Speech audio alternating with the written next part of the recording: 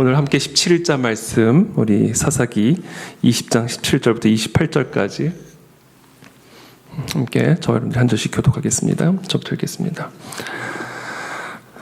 베냐민 자손 외에 이스라엘 사람으로서 칼을 빼는 자의 수는 40만 명이니 다 전사라. 이스라엘 자손이 일어나 베델에 올라가서 하나님께 여쭈어 이르되 우리 중에 누가 먼저 올라가서 베냐민 자손과 싸우리까 하니 여호와께서 말씀하시되 유다가 먼저 갈지니라 하시니라. 이스라엘 자손이 아침에 일어나 기브아를 대하여 진을 치니라. 이스라엘 사람이 나가 베냐민과 싸우려고 전열을 갖추고 기브아에서 그들과 싸우고자 하매 베냐민 자손이 기브아에서 나와서 당일에 이스라엘 사람 2만 2천 명을 땅에 엎드러뜨렸으나 이스라엘 사람들이 스스로 용기를 내어 첫날 전열을 갖추었던 곳에서 다시 전열을 갖추니라. 이스라엘 자손이 올라가 여호와 앞에서 저물도록 울며 여호와께 여쭈어 이르되 내가 다시 나아가서 내 형제 베냐민 자손과 싸우리이까 하니 여호와께서 말씀하시되 올라가서 치라 하시니라. 그 이튿날에 이스라엘 자손이 베냐민 자손을 치러 나아감. 베냐민도 그 이튿날에 기브아에서 그들을 치러 나와서 다시 이스라엘 자손 18,000명을 땅에 엎드러뜨렸으니 다 칼을 빼는 자였더라. 이에 온 이스라엘 자손 모든 백성이 올라가 베델에 이르며 울며 거기서 여호와 앞에 앉아서 그날이 저물도록 금식하고 번제와 화목제를 여호와 앞에 드리고 이스라엘 자손이 여호와께 물으니라. 그때에는 하나님의 언약궤가 거기 있고 아론의 손자인 엘르아살의 아들 비느하스가 그 앞에 모시고 섰더라. 이스라엘 자손들이 여쭈기를 우리가 다시 나아가 내 형제 베냐민 자손과 싸우리이까 말리이까 하니 여호와께서 이르시되 올라가라. 내일은 내가 그를 네 손에 넘겨주리라 하시는지라. 아멘. 네, 오늘 본문은 이제 그 베냐민 지파와 이스라엘 연합군이 함께 전쟁을 치르는 그런 내용을 기록을 하고 있습니다. 우리가 지난 며칠간 우리가 계속해서 나눈 지난 며칠이 아니죠. 지난 몇 주간이죠. 지난 몇 주간 계속해서 사실 이 사사기가 기록하고 있는 내용이 삼손 이야기부터 해서 삼손 이전의 그 사사 이야기부터 해서 삼손의 이야기를 거쳐서 또 이 미가의 집, 또 미가의 집에 고용되었던 레위인의 타락상, 그리고 특별히 사사기 20장부터 또 새롭게 나타나는 죄송합니다. 19장인가요? 19장이죠. 사사기 19장부터 또 레위인의 이야기, 자기를 떠난 첩을 찾아 장인의 집에 가서 첩을 다시 데리고 돌아오려고 하는 이 레위인의 이야기를 사사기 19장부터 기록을 하고 있죠. 그래서 이제 자기 첩을 장인의 집에서 이제 데리고 나와서 이제 집으로 돌아가는 길에 기브아, 그러니까 베냐민 지파에 속한 이 기브아 땅에 이제 유숙을 하게 됩니다. 근데 거기서 이제 우연히 만난 한 노인이 우리 집으로 들어와서 유숙하라. 우리 집에 당신들이 쓸 것이 충분하니까 들어와서 유숙하라. 내가 당신들을 섬기겠다. 해서 이제 이 베냐민 지파에 속한 이 기브아 땅에 살고 있던 한 이 노인의 집에 들어가게 됩니다. 근데 그때 그 기브아 땅에 이 불량배들이 그 노인의 집을 에워싸고 그 집에 이제 손님이 들어간 것을 보고는 그 집주인 노인에게 너희 집에 지금 들어간 사람들 다 끌어내라. 그래서 이런 장면들은 사실 이 소돔과 고모라 땅을 연상시키죠. 그러니까 이게 그만큼 지금 이 땅이 소돔과 고모라와 차이가 없는 땅이 되어버렸음을 사실은 보여주는 것이죠. 그래서 너희 집에 들어온 사람들을 끌어내라. 우리가 그와 관계하겠다. 이제 이렇게 이야기를 합니다. 그때 이 노인이 그런 악행을 저지르지 마라. 이런 망령된 일을 행하지 마라. 이렇게 요청을 합니다. 그때 이 노인이 무슨 얘기를 하냐면 내게 처녀 딸이 있고 또 이 레위인의 첩이 있으니 차라리 그 여인들을 내가 당신들에게 욕을 보일지언정 이 사람에게는, 이 레위인에게는 이런 망령된 일을 행하지 말라. 이렇게 이야기를 하죠. 그러나 이제 그래서 이제 결국은 이 기브아 지역의 불량배들이 그 첩을 데리고 욕을 보입니다. 성경에 보면 동이 틀 때까지, 그러니까 밤새도록 그 여자를 능욕했다. 그러니까 정말 상상을 초월하는 그런 악행을 지금 저지르고 있는 것을 보게 되죠. 그동안 이 레위는 뭐를 하고 있었을까?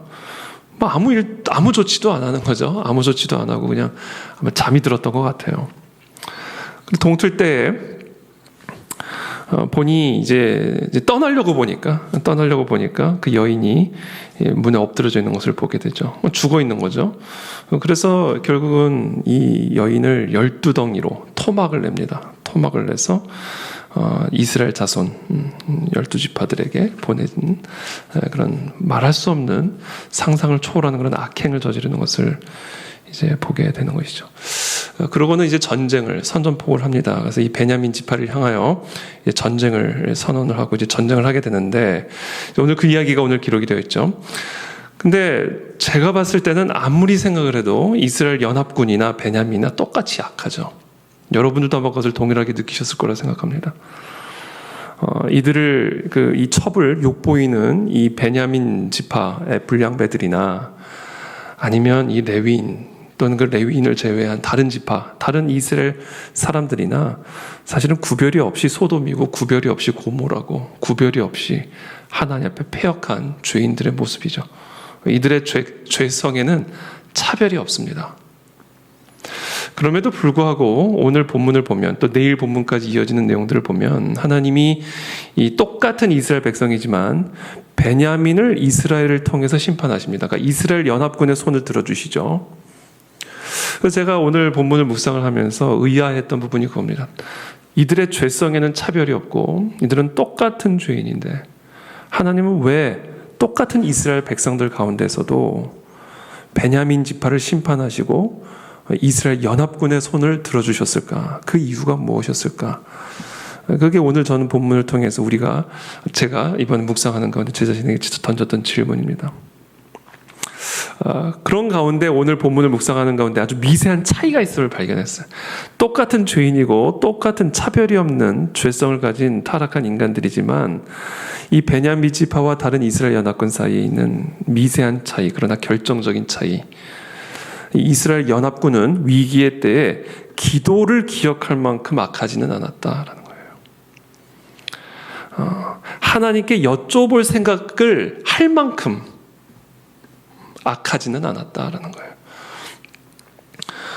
그게 이 이스라엘 연합군과 이 베냐민 지파의 아주 결정적인, 오늘 본문에서 보여주고 있는 결정적인 차이고, 사실은 미세한 차이지만 엄청나게 결정적인 차이, 이들의 운명을 결정짓는 그런 결정적인 차이라고 저는 묵상을 했습니다.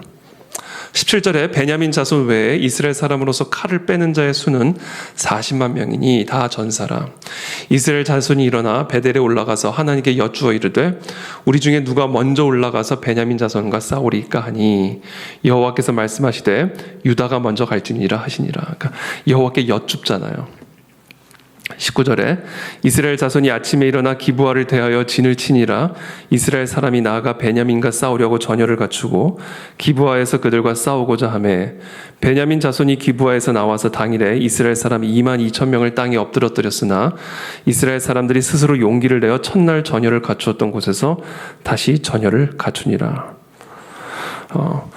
기도를 하고 여쭙고 올라갔어요. 누가 먼저 올라갈까요? 유다가 먼저 올라가라. 그리고 올라가서는 대패를 당합니다.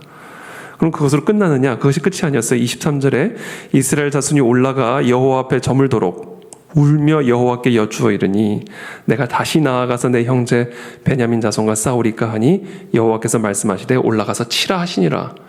그러나 동일하게 또 대패를 당합니다. 그럼 그것으로 끝났느냐? 또 그렇지 않죠. 이번에 26절에 온 이스라엘 자손 모든 백성이 올라가 베델의 이름이 울며 거기서 여호와 앞에 앉아서 그날이 저물도록 금식하고 번제와 화목제를 여호와 앞에 드리고 이스라엘 자손이 여호와께 물으니라. 아론의 손자인 엘르아살의 아들 비느하스가 그 앞에 모시고 섰더라. 이스라엘 자손들이 여쭈기를 우리가 다시 나아가 내 형제 베냐민 자손과 싸우리까 말리까 하니 여호와께서 이르시되 올라가라. 내일은 내가 그를 내 손에 넘겨주리라 하시는지라. 그러니까 지금 이 베냐민 지파, 우리 이스라엘 연합군 사이의 전쟁에서 하나님이 이 이스라엘 연합군의 손을 들어주시는 오늘 본문에 나타난 미세하지만 결정적인 차이는 여쭈었다라는 사실에 있습니다. 하나님께 여쭙고 나아갔다라는 이 사실의 차이에서 악의 균형이 깨지는 거죠. 악의 균형. 똑같이 악합니다. 똑같이 타락했고, 그러나 이들의 악의 균형이 어느 지역에서 어느 지점에서 깨졌는가? 이스라엘 연합군은 하나님께 여쭈었다. 여러분, 우리가 아무리 죄 가운데, 악함 가운데 혹시 빠져 있을지라도, 또는 우리가 죄로 말미암아 어떠한 절망과 심판 가운데 있을지라도, 그 지점에서, 그 자리에서 우리가 하나님의 뜻을 여쭙기 시작할 때, 그리고 그 뜻대로 행하고자 하기 시작할 때, 거기서부터 모든 회복과 모든 승리는 시작이 될 수가 있습니다. 그러면 오늘 이 새벽에, 오늘 이 본문이 우리에게 주시는 말씀은, 지금 우리가 어떤 상황에 있을지라도, 그것이 윤리적으로 악한 상황이든, 그것이 상황적으로 절망적인 상황이든, 그것이 무슨 상황이고 어떤 상황이든지 간에 묻지도 말고 따지지도 말고 그냥 우리가 그 자리에서 해야 할 일은 하나님께 여쭙는 일을 시작하는 것이다. 그리고 그 하나님이 하시는 음성에 귀를 기울이는 것, 그 음성에 순종함으로 나아갈 때 그게 얼핏 미세한 차이처럼 보일지 모르지만 결국 그것이 결정적인 우리의 운명을 결정짓는 그런 차이를 일으키는 복의 시작, 또 회복의 시작, 치유의 시작이 될 수 있음을 오늘 이 본문은 우리에게 가르쳐주고 있는 것이죠. 그래서 오늘 이 새벽에 저와 여러분들 모두가 어떤 상황에 있든지 간에 하나님께 여쭙는 일부터 시작하시게 되기를 축복합니다.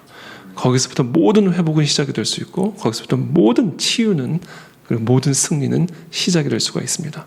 아무것도 염려하거나 아무것도 두려워하지 말고, 아무것 때문에도 절망하지 말고, 우리가 어떤 상황에 있을지라도, 지금 오늘 이 본문이 보여주는 이 이스라엘 백성들의 이 패역한 상황 가운데 내 자신이 있다 할지라도 그 순간 하나님께 여쭙는 일부터 시작하시는, 그 하나님의 음성을 청종하며 나아가는 저와 여러분들이 다 되시기를 예수님 이름으로 축복합니다. 마지막으로 한 가지 더 말씀드리고 싶은 부분은, 그렇게 묻고 나가는데 왜 깨졌을까? 누가 먼저 올라가서 싸우리까? 유다가 먼저 가라. 올라가서 싸우는데 대패를 당하죠. 이번에는 저물도록 울기 시작합니다. 처음엔 그냥 여쭈었어요. 베델로 올라가서. 누가 먼저 올라가서 싸우리까? 대패를 당하죠. 그 다음에는 저물도록 울며 여쭙습니다. 그리고 또 대패를 당합니다. 그래서 이제는 금식을 하면서 번제와 화목제를 드리면서 하나님께 여쭙죠. 그리고 그때 하나님이 비로소 말씀하십니다.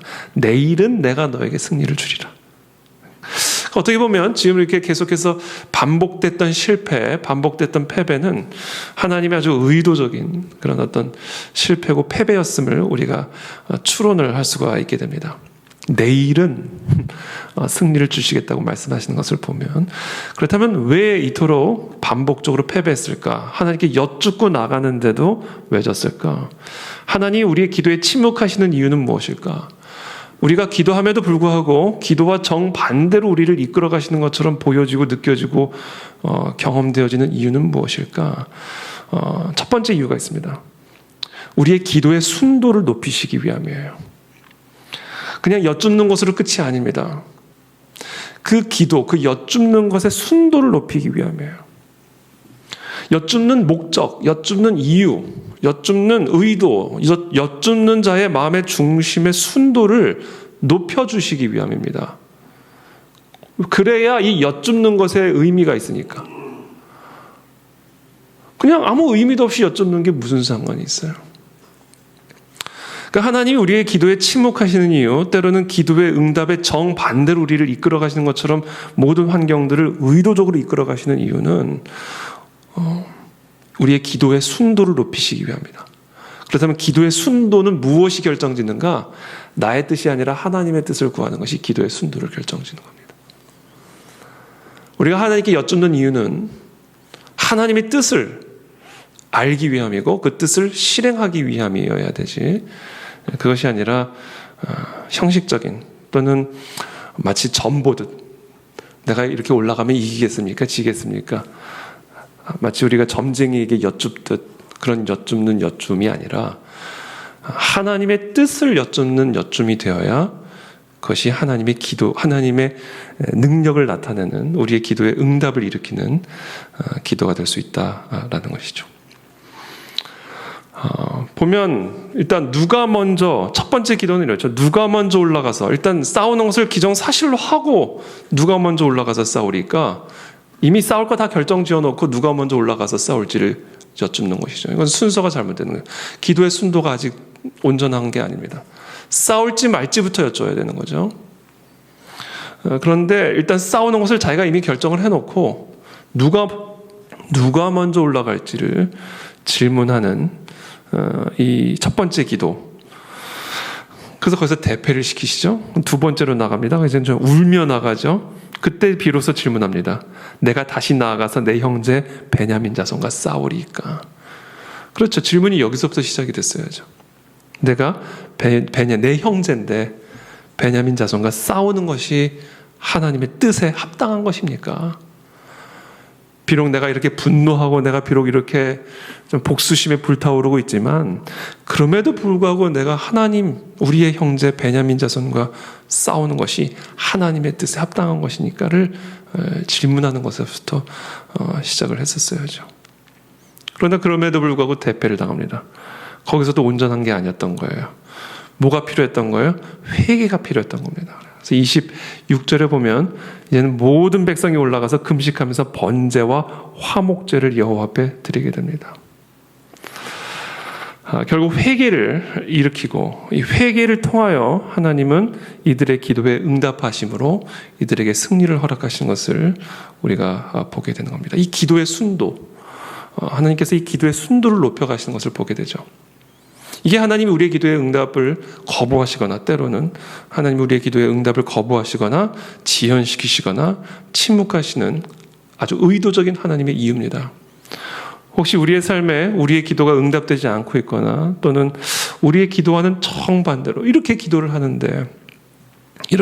하는데도 정반대의 상황으로 우리의 삶을 이끌어가는 것처럼 보여지는 그런 상황 속에 있다면 우리가 오늘 이 본문을 거울로 삼아서 우리의 상태를 점검하셔야 됩니다. 나는 정말 순수하게 하나님의 뜻을 구하고 있는가? 마치 점쟁이에게 승리를 여쭙는 것처럼 여쭙는 그런 기도가 아니라 정말 나의 뜻이 아니라 하나님의 뜻을 내가 듣고 실행하기 위해서, 왜? 내 삶의 주인은 내가 아니라 하나님이시기에 나의 뜻을 관철시키기 위한 기도가 아니라 아버지의 뜻을 관철시키기 위해서 내가 하나님 앞에 기도하고 있는 것인가를 꼭 점검하셔야 됩니다. 왜냐하면 그것이 기도의 순도를 결정짓는 것이기 때문에 그렇죠. 그와 아울러 우리의 기도가 응답되지 않거나 기도와 정반대의 상황들이 계속해서 펼쳐지고 있다면 우리의 죄 때문입니다. 하나님은 우리의 기도의 응답에 대한 침묵을 통해서 우리의 죄를 돌아보기를 원하시고 회개하기를 원하시고 번제와 화목제를 통해서 죄 씻음을 받은 후에 이 기도의 자리로 나아오기를 원하신다라는 것이죠. 죄는 우리의 기도를 무력하게 만듭니다. 씻음받지 않은 죄, 사함받지 않은 죄는 우리의 모든 기도들을, 그것이 어떠한 기도이든 그 기도를 무력하게 만든 힘을 가지고 있다는 것이죠. 그래서 이들은 이렇게 기도를 함에도 불구하고 계속해서 대패를 당했습니다. 그 핵심적인 결정적인 이유가 뭐였냐면 그들의 죄 때문이었다. 그래서 하나님은 응답하지 않으시는 기도 또는 기도와 정반대의 상황들을 끊임없이 의도적으로 펼쳐주시는 그 모든 상황들을 통해서 우리의 죄를 돌아보기를 원하시고 그 죄를 하나님 앞에서 정말로 진지하고 온전하게 회개하기를 원하시고 그와 같은 회개를 통해서 하나님은 우리의 기도의 응답을 허락해 주시는 것을 오늘 이 본문을 통해서 우리가 보게 되는 것이죠. 그래서 오늘 이 기도의 원리 아주 중요한 두 가지를 가르쳐 줍니다. 나의 뜻이 아니라 하나님의 뜻을 구하라. 그것이 예수님이 겟세마네 동산에서 보여주신 기도의 본이죠. 나의 뜻이 아니라 아버지의 뜻을 이루기 위한 기도가 우리의 기도가 되어야 된다. 그리고 그와 같은 기도의 본질은 그 뿌리는 뭐가 되냐? 나의 뜻보다 아버지의 뜻이 내게 더 유익하고 선한 것이다라는 확신 속에서 하나님 외에 선한 분은 없기에 하나님의 뜻보다 더 선한 뜻은 없다라는 그 하나님을 정말로 온전히 믿는 믿음의 토대를 둔 기도이기 때문에 나의 뜻이 아니라 아버지의 뜻이 이루어지기를 원합니다라는 이 기도 이 기도의 순도가 우리 안에 회복이 될 때 우리 안에 진정한 믿음이 회복이 될 수 있다는 것이죠. 이것이 우리가 먼저 기억해야 될 것이고, 두 번째는 회개. 그리고 이 회개, 그리고 마지막으로 한 가지만 더 말씀을 드린다면 끈질긴 기도를 오늘 보여주죠. 한 번 기도가 아니고 두 번 기도가 아니고 세 번까지 기도를 나감으로써 이게 회개해야 되는 거는가를 깨닫게 된 겁니다. 한 번 기도하고 끝난 게 아니라 두 번 기도하고 세 번 기도함으로 말미암아 나의 뜻이 아니라 아버지의 뜻을 구해야 되는구나를 깨닫게 된 거예요. 그 기본적으로 기도는 끈질기게 해야 됩니다. 그 끈질긴 기도의 과정 속에서 그동안 내가 내 뜻을 구했지 아버지의 뜻을 구한 것이 아니었구나를 깨닫게 되는 것이고, 이게 다 내 죄 때문에 지금 하나님이 내 기도를 응답하실 수가 없는 거구나. 내 안에 이 회개하지 않은 이 죄 때문에 나의 모든 기도가 무력해진 것이구나 라는 것을 이 끈질긴 기도의 과정을 통해서 깨닫게 된 거예요. 그래서 이 끈질긴 기도의 과정 속에서 그런 것들이 교정이 되고, 그래서 결국에는 승리, 이 기도의 응답의 자리로 나아가게 되는 그런 과정을 또 오늘 이 본문이 우리에게 보여주고 있는 것입니다.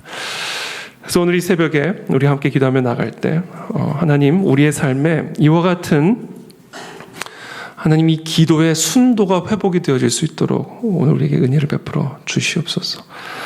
특별히 오늘 이 본문에서 나타나는 것처럼 어떠한 자라 할지라도, 어떠한 패역한 자리에 있는 자리라 할지라도, 우리가 어떤 절망적인 상황 가운데 있다 할지라도 우리가 기도를 기억하게 도와주시고 하나님께 여쭙는 일을 회복함으로 우리의 모든 삶의 회복과 치유가 시작이 될 수 있도록 은혜를 베풀어 주시옵소서. 우리 함께 기도하며 나가도록 하겠습니다.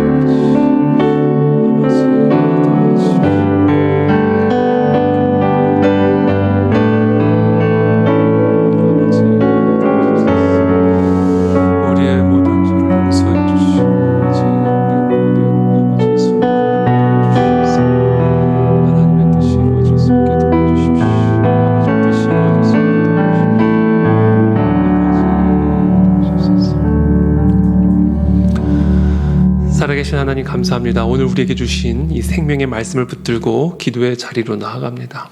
하나님, 우리가 지금 어떤 상황 가운데 있든지 묻지도 말고 따지지도 말고 하나님께 여쭙는 일을 시작하게 도와주십시오. 거기서부터 모든 회복이 시작이 될 수 있고 거기서부터 모든 치유가 시작이 될 수 있음을 오늘 이 새벽에 우리에게 기억해 주심을 인해 감사를 드립니다. 어떤 어둠 가운데 있을지라도 하나님 그 흑암 속에서 하나님의 뜻을 여쭙는 우리 모든 성도님들, 우리 모두가 될 수 있도록 이 시간 은혜를 베풀어 주옵소서. 특별히 하나님, 우리의 기도의 순도를 하나님 더 순수하게 만들어가 주시기를 원합니다. 더 정결하게 연단해 주시기를 원합니다. 나의 뜻이 아니라 아버지의 뜻을 구하는 우리의 기도가 되기를 원합니다. 왜냐하면 하나님보다 더 선하신 분은 없기에, 우리에게 하나님의 뜻보다 더 선한 것은 없다는 것을 우리가 믿기에 나의 뜻이 아니라 아버지의 뜻이 하나님 우리의 삶에 관철되어지기를 원하고 바라나이다. 하나님, 오늘 이 시간 나의 뜻이 아니라 아버지의 뜻을 구하는 그 겟세마네의 기도가 우리의 삶에 회복이 될 수 있도록 은혜를 베풀어 주옵소서. 또한 하나님, 우리의 죄를 용서하여 주십시오. 응답받지 못하는 기도 앞에서 하나님 우리의 죄를 드러내 주시고 진심으로 회개하게 도와주셔서 번제와 화목제를 통하여 하나님과의 올바른 관계의 회복을 통하여 하나님 우리에게 궁극적으로 승리를 주시고 우리의 모든 기도에 온전한 응답으로 역사하실 그 하나님을 경험하는 우리 모든 성도님들 다 되실 수 있도록 이 새벽에 우리에게 은혜를 베풀어 주시옵소서. 예수 그리스도 이름으로 축복하며 기도하옵나이다. 아멘.